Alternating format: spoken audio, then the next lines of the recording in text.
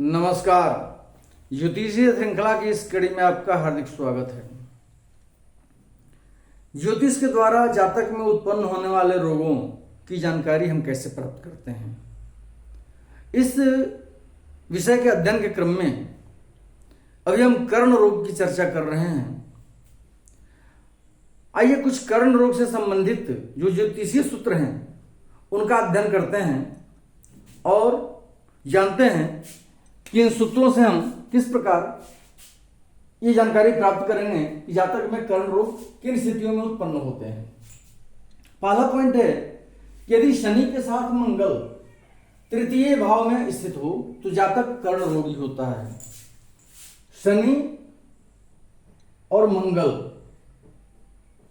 कुंडली में एक साथ होकर के तृतीय भाव में अवस्थित हो तो ऐसा जातक कर्ण रोगी होता है। अगला सूत्र है, यदि तृतीय स्थान में कोई पापग्रह बैठा हो और उस पर किसी पापग्रह की दृष्टि पड़ रही हो तो जातक कर्ण रोगी होता है। उदाहरण कुंडली में हम देखते हैं, मान लें कि तृतीय भाव में शनि बैठा है और द्वादश स्थान से मंगल अपनी चतुर्थ दृष्टि शनि पर डाल रहा है तो वैसा जातक कर्ण रोगी होता है। तृतीय भाव में कोई पापग्रह बैठा हो, उस पर अन्य पापग्रह की दृष्टि पड़ रही हो तो वैसा जातक कर्ण रोगी होता है। अगला बिंदु है, यदि तृतीय क्रूर षष्ठांश का हो तो भी जातक कर्ण रोगी होता है। तृतीय भाव का स्वामी जिस राशि के षष्ठांश में हो उसका अधिपति क्रूर ग्रह हो तो वैसा जातक कर्ण रोगी होता है।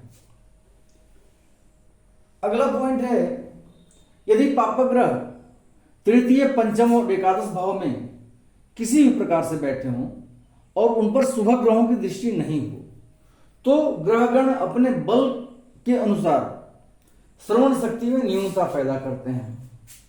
पापग्रह तृतीय भाव, पंचम भाव और एकादश भाव, इन तीनों भावों में पापग्रह बैठे हों, किस क्रम से बैठेंगे, कौन सा ग्रह कहां बैठेगा, इसकी आवश्यकता नहीं है, कहीं भी बैठ सकते हैं, कोई भी क्रम हो सकता है और उन पापग्रहों पर शुभ ग्रहों की दृष्टि नहीं हो तो ऐसे ग्रह अपने बल के अनुसार वो श्रवण शक्ति में न्यूनता पैदा करते हैं, कमी पैदा करते हैं।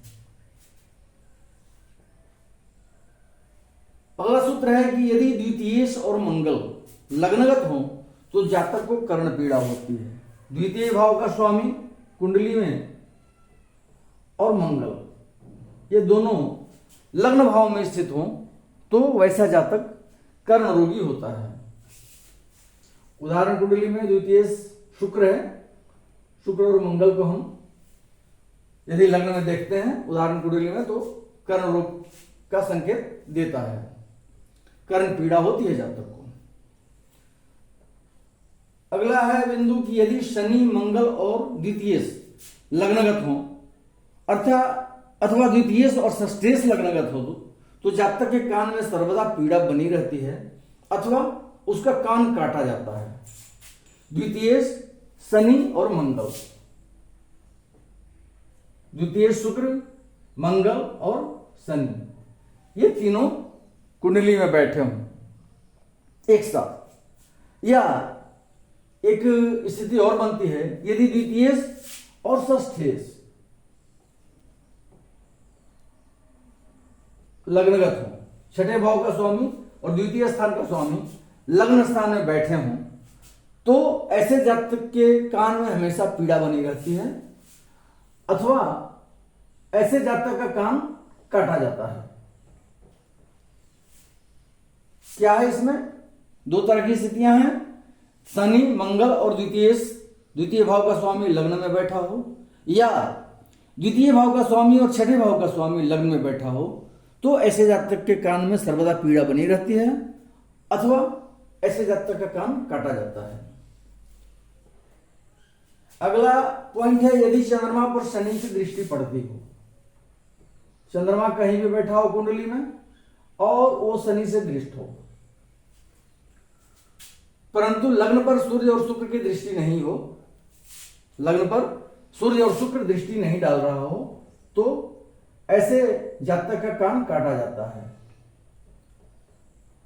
चंद्रमा कुंडली में कहीं भी बैठा हो, उस पर शनि की दृष्टि पड़ रही हो और लग्न पर सूर्य की और शुक्र की दोनों की दृष्टि नहीं पड़ रही हो, तो ऐसे जातक का कान काटा जाता है। अगला पॉइंट है, यदि षष्ठेश शुक्र हो, छठे भाव का स्वामी शुक्र हो और वह लग्नगत हो, छठा भाव का स्वामी शुक्र होकर लग्न भाव में बैठा हो तथा उस पर चंद्रमा एवं पापग्रह की दृष्टि हो, तो जातक दाहिने कान से बधिर होता है। छठे भाव का स्वामी शुक्र हो और लग्नगत हो और उस लग्नगत शुक्र पर जो षष्ठेश है उस पर चंद्रमा और किसी पापग्रह की दृष्टि पड़ रही हो दोनों की, तो ऐसा जातक दाहिने कान से बधिर होता है, उसके दाहिने कान में कम सुनाई पड़ता है। अगले वीडियो में हम कर्ण रोग से संबंधित कुछ अन्य सूत्रों को लेकर उपस्थित होंगे, जिससे हम यह जानेंगे कि वे सूत्र किस प्रकार से कर्ण रोग उत्पन्न करने के लिए जिम्मेवार होते हैं। नमस्कार।